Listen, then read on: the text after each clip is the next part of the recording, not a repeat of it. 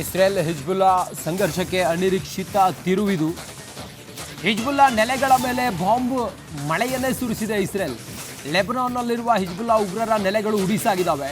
Air ಸ್ಟ್ರೈಕ್ನಲ್ಲಿ Hezbollah commander ಹತ್ಯೆಯಾಗಿದ್ದಾನೆ ಎನ್ನುವ ಮಾಹಿತಿ ಲಭ್ಯ ಆಗ್ತಾ ಇದೆ.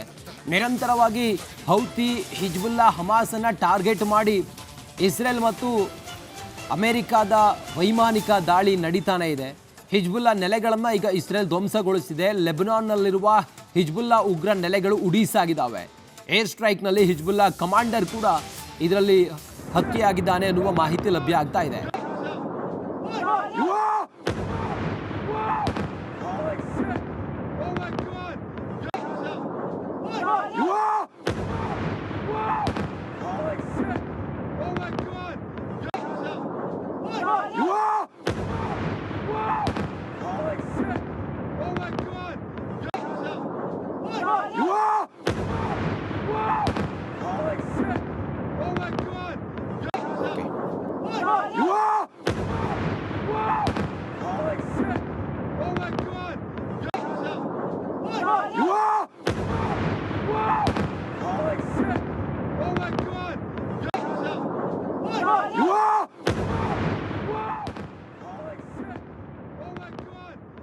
ಯಾವಾಗ ಖಮೇನಿ ಆಟ ಬಂದಾಯಿತು ಅಥವಾ ಖಮೇನಿಯನ್ನು ಯಾವಾಗ ಅಮೆರಿಕ ಮತ್ತು ಇಸ್ರೇಲ್ ಜಂಟಿ ವೈಮಾನಿಕ ಕಾರ್ಯಾಚರಣೆ ವೇಳೆ ಆತನನ್ನು ಹೊಡೆದಾಕ್ತು, ಅದಾದ ನಂತರ ಇರಾನ್ ಪ್ರತೀಕಾರಕ್ಕಾಗಿ ಹಾತೊರಿತಾನೆ ಇತ್ತು.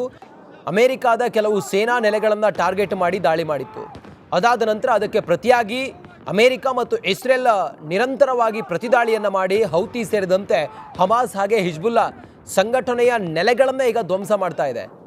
ಲೆಬನಾನ್ನಲ್ಲಿರುವಂಥ ಹಿಜ್ಬುಲ್ಲಾ ನೆಲೆ ಧ್ವಂಸವಾಗಿದೆ ಇಸ್ರೇಲ್ನ ವೈಮಾನಿಕ ದಾಳಿಯ ವೇಳೆ.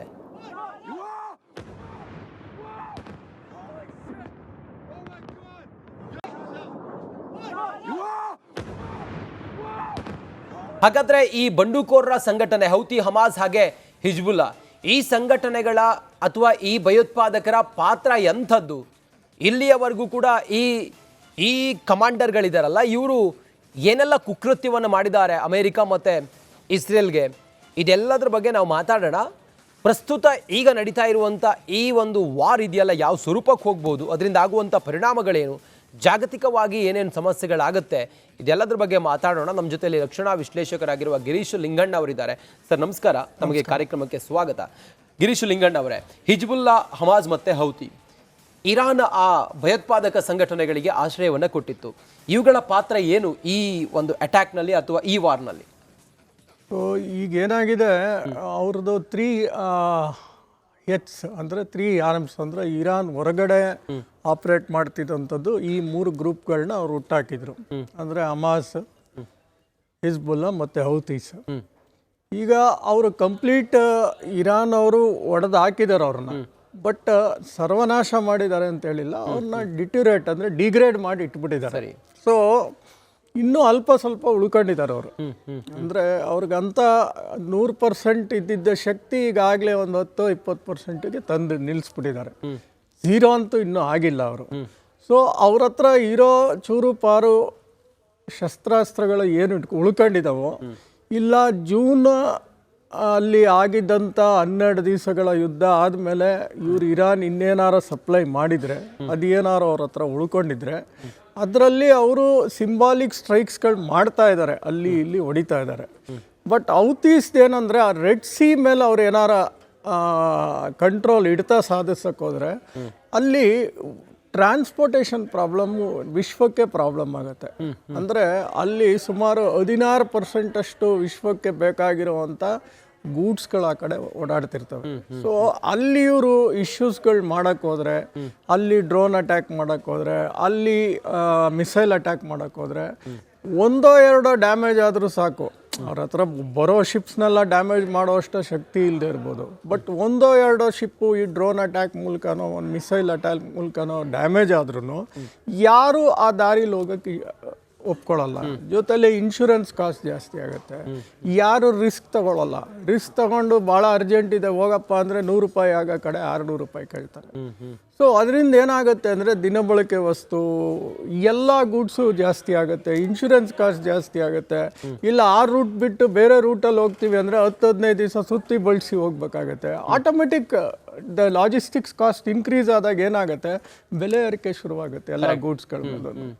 ಸೊ ಈ 3 ಅಂಗಾಂಗಗಳು ಏನು ಇರಾನಿಂದ ಹೊರಗಡೆ ಆಕ್ಟ್ ಮಾಡ್ತಾ ಇದ್ದಾವೆ, ಆ 3ರನ್ನು ಸ್ವಲ್ಪ ಅವರು ಇನ್ನೂ ಬಲಹೀನ ಮಾಡಿಬಿಡ್ಬೇಕು ಅವರು. ಸೊ ಅವಾಗ ಏನಾಗುತ್ತೆ, ಇರಾನ್ ಮೇಲೆ ಒಂದೇ ಫೋಕಸ್ ಮಾಡಿ ಬೇಗ ಹೊಡಿಬೋದು ಅಂತ ಅವ್ರದ್ದೊಂದು ಇದು. ಬಿಕಾಸ್ ಇರಾನಲ್ಲಿ ಈಗಾಗಲೇ 2,500 ಟಾರ್ಗೆಟ್ ಗುರ್ಸ್ಕೊಂಡಿದ್ದಾರೆ.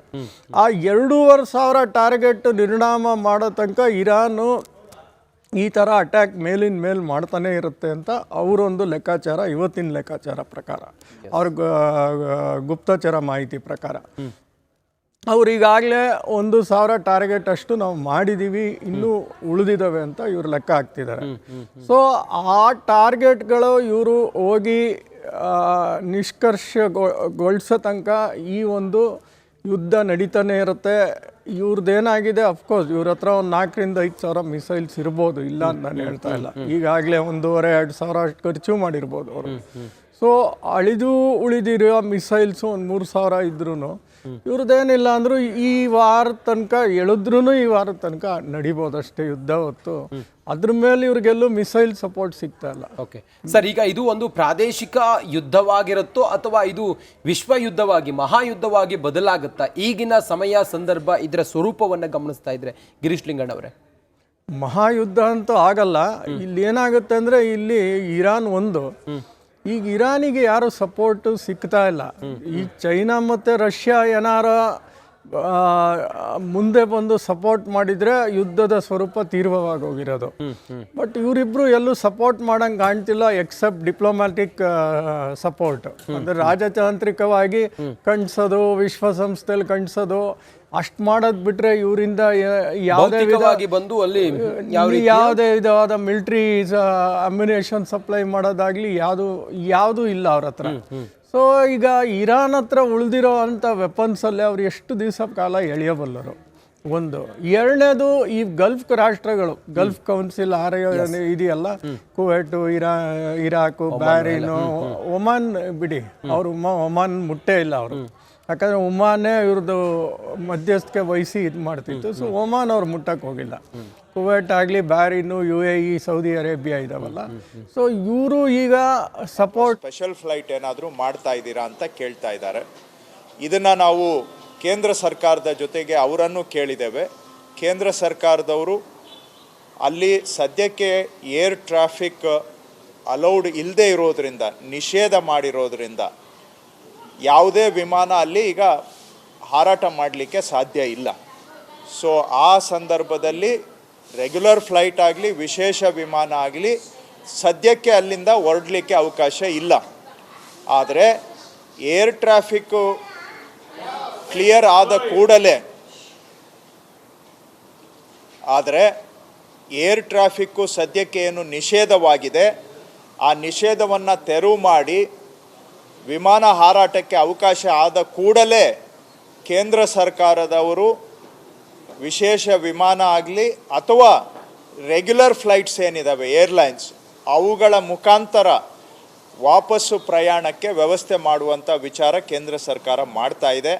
ಸೊ ಆದರೆ ಅವೆಲ್ಲವೂ ಸಾಧ್ಯ ಯಾವಾಗ ಅಂದರೆ, ಸದ್ಯಕ್ಕೆ ವಿಮಾನಯಾನ ಏನು ನಿಷೇಧ ಆಗಿದೆ, ಆ ನಿಷೇಧ ತೆರವುಗೊಂಡ ಕೂಡಲೇ ರಿಟರ್ನ್ ಬಗ್ಗೆ ಮಾಹಿತಿಯನ್ನು ನೀಡಲಾಗುವುದು. ಸೊ ಅಲ್ಲಿಯವರೆಗೆ ಶಾಂತವಾಗಿ ಇರಬೇಕು ಅಂತ ನಾನು ಮನವಿ ಮಾಡ್ತೇನೆ. ಅದು 1 ವಾರ ಆಗ್ಬೋದು, 4 ದಿನ ಆಗ್ಬೋದು, ಅಥವಾ 10 ದಿನ ಆಗ್ಬೋದು. ಎಲ್ಲಿಯವರೆಗೂ ಕದನ ವಿರಾಮ ಆಗೋದಿಲ್ಲ ಅಲ್ಲಿಯವರೆಗೂ ಸಹ ವಿಮಾನಯಾನಕ್ಕೆ ಈ ಪ್ರದೇಶ ಸೂಕ್ತ ಅಲ್ಲ. ಆ ಮಧ್ಯದಲ್ಲಿ ಏನಾದರೂ ವಿಮಾನಯಾನ ಮಾಡಲಿಕ್ಕೆ ಹೋದರೆ ಆ ವಿಮಾನಕ್ಕೆ ಗಂಡಾಂತರ ಒದಗಿ ಬರಬಹುದು. ಆ ಕಾರಣದಿಂದ ಕದನದಲ್ಲಿ ವಿರಾಮ ಬರುವವರೆಗೆ, ವಿಮಾನ ಹಾರಾಟ ಮತ್ತೆ ಆರಂಭ ಆಗುವವರೆಗೆ ತಾಳ್ಮೆಯಿಂದ ಸಹಕರಿಸಬೇಕು. ಅದು ಅವಕಾಶ ಸಿಕ್ಕ ಕೂಡಲೇ ರಿಟರ್ನ್ಗೆ ಏನು ಅನ್ನುವಂಥದ್ದನ್ನು ಭಾರತ ಸರ್ಕಾರದವರ ಜೊತೆಗೆ ಮಾತನಾಡಿ ನಾವು ನಮ್ಮ ಕರ್ನಾಟಕದ ನಿವಾಸಿಗಳಿಗೆ ಮಾಹಿತಿಯನ್ನು ಕೊಡ್ತೇವೆ. ಇದು ಮೊದಲನೇ ವಿಷಯ, ರಿಟರ್ನ್ ಬಗ್ಗೆ ಕೇಳ್ತಾ ಇರ್ತಕ್ಕಂಥದ್ದು. ಎರಡನೇದು, ಕೆಲವರು ಅಲ್ಲಿ ವಿಮಾನ ನಿಲ್ದಾಣಕ್ಕೆ ಬಂದು ಇಳಿದು ಮುಂದೆ ನಮ್ಮ ಕರ್ನಾಟಕಕ್ಕೆ ಬರುವಂಥ ವಿಮಾನ ಅಲ್ಲಿಂದ ಟೇಕ್ ಆಫ್ ಆಗದೆ ಮಧ್ಯದಲ್ಲಿ ವಿಮಾನ ನಿಲ್ದಾಣದಲ್ಲಿ ಸಿಕ್ಕಾಕೊಂಡಿದ್ದೇವೆ ಅನ್ನುವಂಥದ್ದು ಎರಡನೇ ಸಮಸ್ಯೆ. ಅವರಿಗೆ ಪರಿಹಾರ ಏನಂದರೆ, ನಮ್ಮಲ್ಲಿ ಸ್ಟೇಟ್ ಎಮರ್ಜೆನ್ಸಿ ಆಪರೇಷನ್ ಸೆಂಟರ್ ನಾವು ಈಗಾಗಲೇ ಆ್ಯಕ್ಟಿವೇಟ್ ಮಾಡಿದ್ದೇವೆ. ಅವ್ರದ್ದು ಕಾಂಟ್ಯಾಕ್ಟ್ ನಂಬರು 08022340676 ಅಥವಾ 22253707 ಕೊಡ್ತೇನೆ ನಿಮಗೆ. 22340676 ಅಥವಾ 22253707 ಇವೆರಡು ನಂಬರ್ಗೆ ಫೋನ್ ಮಾಡಬಹುದು. ಇದು ನಮ್ಮ ಹೆಲ್ಪ್ಲೈನ್ ಸಹಾಯವಾಣಿ ಕೇಂದ್ರ. ಯಾರಾದರೂ ಏರ್ಪೋರ್ಟಲ್ಲಿ ನಾವು ಮಧ್ಯದಲ್ಲಿ ಬಂದು ಸಿಕ್ಕಾಕ್ಕೊಂಡಿದ್ದೇವೆ ಅಂದರೆ ಬಹುಶಃ ದುಬೈ ಏರ್ಪೋರ್ಟ್ನಲ್ಲಿದ್ದಾರೆ ಅಥವಾ ಬಹರೀನ್ ಏರ್ಪೋರ್ಟ್ನಲ್ಲಿ ಇದ್ದಾರೆ. ಇಲ್ಲಿವರೆಗೂ ನಮಗೆ ಜಾಸ್ತಿ ಕರೆಗಳು ಬಂದಿರೋದು ಈ ಎರಡು ಏರ್ಪೋರ್ಟಿಂದನೇ. ಆ ಏರ್ಪೋರ್ಟ್ನಲ್ಲಿ ಸಿಕ್ಕಾಕ್ಕೊಂಡಿದ್ದೇವೆ, ಇಲ್ಲಿಗೆ ಕನೆಕ್ಟಿಂಗ್ ಫ್ಲೈಟು ಟೇಕ್ ಆಫ್ ಆಗ್ತಾ ಇಲ್ಲ, ಏರ್ಪೋರ್ಟ್ನಲ್ಲಿ ಸೌಲಭ್ಯ ಇಲ್ಲ